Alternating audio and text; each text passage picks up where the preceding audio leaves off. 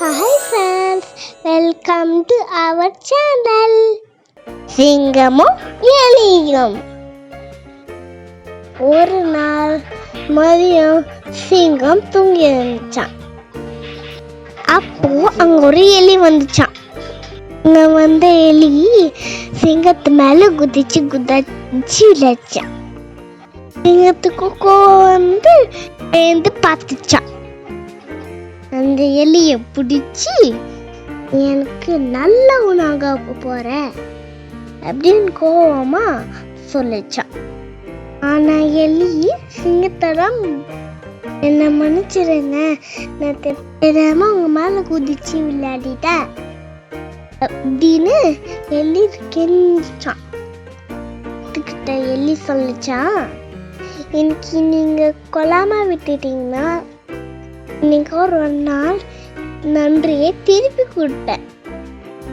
சிங்கம் சொல்லிச்சான், சின்ன உடம்ப வச்சுட்டு எனக்கு உதவி செய்வியா அப்படின்னு சிங்கம் கேட்டுச்சான்.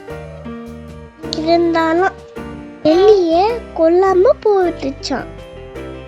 கொஞ்ச நாள் கழிச்சு ஒரு சின்ன எழுச்சிக்காக ஆசைப்பட்டு வேண்டரங்கள் வைத்திருந்த வலையில மாட்டிச்சான். வலையில மாட்டிக்க சிங்கம் கத்தி எழுதிச்சான்.